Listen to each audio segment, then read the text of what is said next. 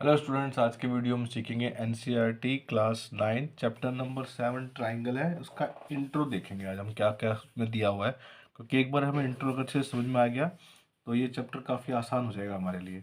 तो first of all हम क्या सीखने वाले हैं, हमारे पास कुछ कॉन्करेंसी के क्राइटेरिया होते हैं। जैसे कि मान लीजिए कि मैं कहता हूँ कि ये दो ट्राइंगल है हमारे पास। एक ये ट्राइंगल है, इसका नाम है ए बी और ये सी। एक और ट्राइंगल है हमारे पास, ठीक है, इसका नाम है हमारे पास पी क्यू आर। तो ये दोनों ट्राइंगल हमारे कॉन्करेंट है। कॉन्करेंट का मतलब क्या है कि जब मैं इस वाले को ट्राइंगल को काट के इसके ऊपर रखता हूँ या इसको इसके ऊपर रखता हूँ तो ट्रेस हो जाएंगे। ट्रेस का मतलब पूरी तरह कवर करेंगे, ये पूरी तरह से एक जैसे होंगे। तो इसके कुछ कॉन्करेंसी ट्राइंगल्स के क्राइटेरिया होते हैं। उन क्राइटेरिया को अगर हम ठीक से समझ गए तो फिर ये वाला चैप्टर हमारे लिए बिल्कुल आसान हो जाएगा। तो कुछ कॉन्करेंसी है उसको समझ लेते हैं। सबसे पहले है साइड एंगल साइड, ठीक है। जैसे कि आप देख पा रहे हैं, ये मैंने लिख लिया है पहले।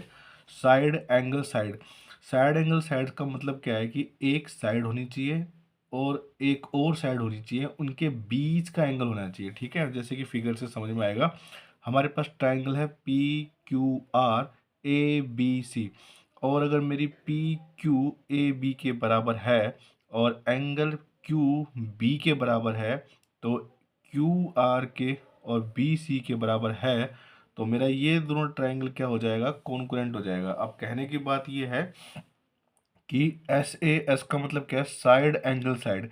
तो इसको ऐसे लिखा जाएगा, साइड एंगल साइड। तो यहाँ पर भी देखेंगे हम साइड एंगल साइड। तो यहाँ पर देखने से पता लग रहा है कि ये वाली कॉन्करेंसी हमारी बिल्कुल लग रही है। अब देखो, इसका नाम अगर लिखना है तो हम इसको ऐसे नहीं लिख सकते। जैसे कि पी क्यू आर है तो ये हम लिखेंगे ट्राइंगल जो पी क्यू आर है। तो पी क्यू आर में अगर आप देखेंगे तो पहली हमारी साइड है पी क्यू।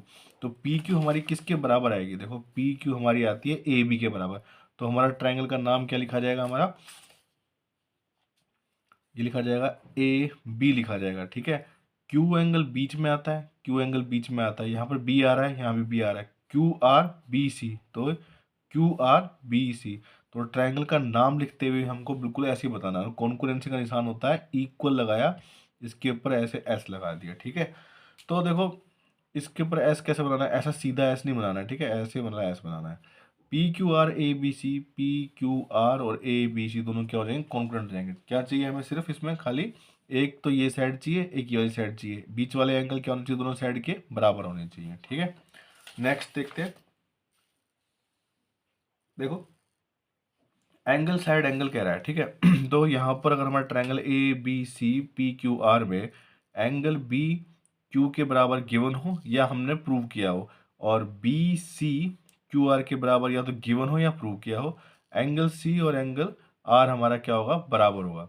तो यहाँ पर देखेंगे हम ध्यान से कि हमारा angle side angle, angle side angle ऐसे आ रहा है, तो हमारे दोनों ट्रायंगल क्या हो जाएंगे, कॉन्करेंट हो जाएंगे।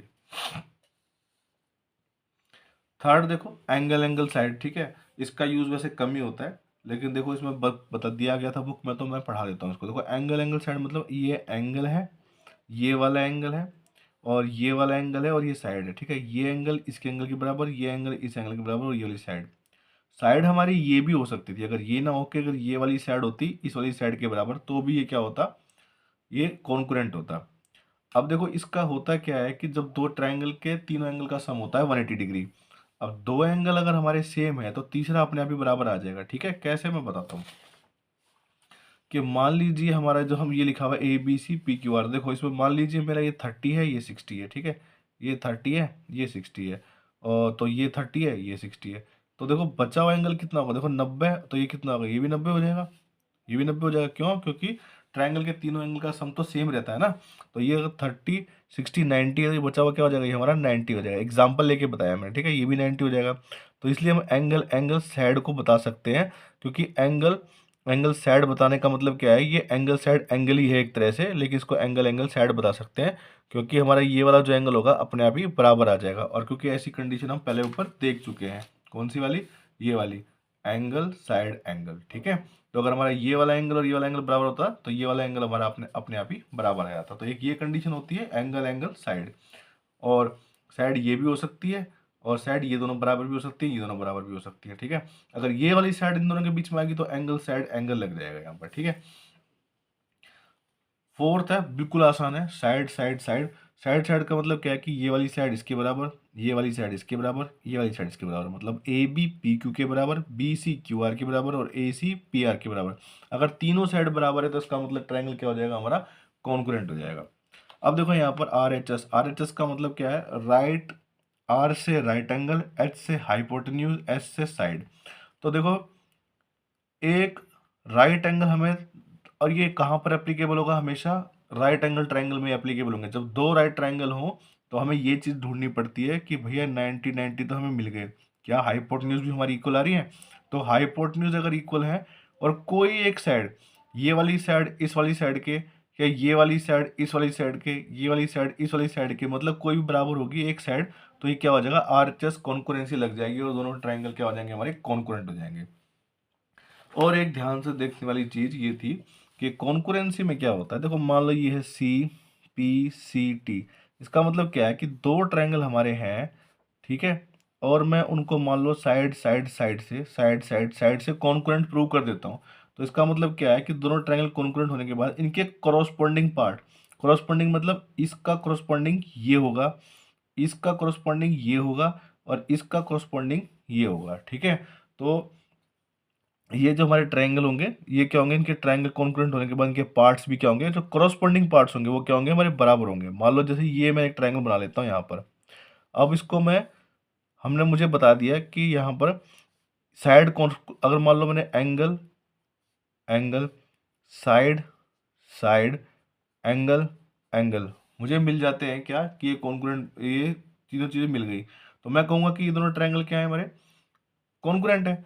तो कॉरस्पॉन्डिंग पार्ट कौन से होंगे हमारे, ये वाली साइड का कॉरस्पॉन्डिंग पार्ट ये वाला होगा। मैंने ए बी, ये पी क्यू आर और ए बी सी जो लिख के दिखाया था ना, वो इसी वजह से लिख के दिखाया था, ठीक है।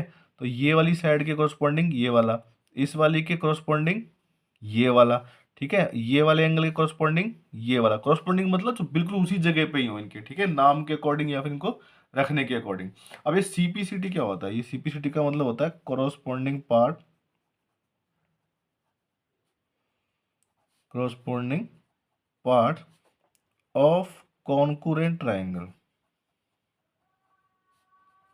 ठीक है, कॉन्कुरेंट ट्राइंगल। इसका मतलब क्या है, अगर दो ट्राइंगल हमारे कॉन्कुरेंट है तो उनके कॉरस्पॉन्डिंग पार्ट्स भी क्या होंगे, इक्वल होंगे। ये बहुत जगह यूज होने वाला है सीपीसीटी, ठीक है, इसको बार बार यूज करना आएगा। और ये आपका इंट्रोडक्शन वीडियो पूरा हो गया। अगर आप इंट्रोडक्शन वीडियो अच्छे से समझ जाएंगे ना तो आपको अगले वाले आने वाले क्वेश्चन सारे आसान लगेंगे।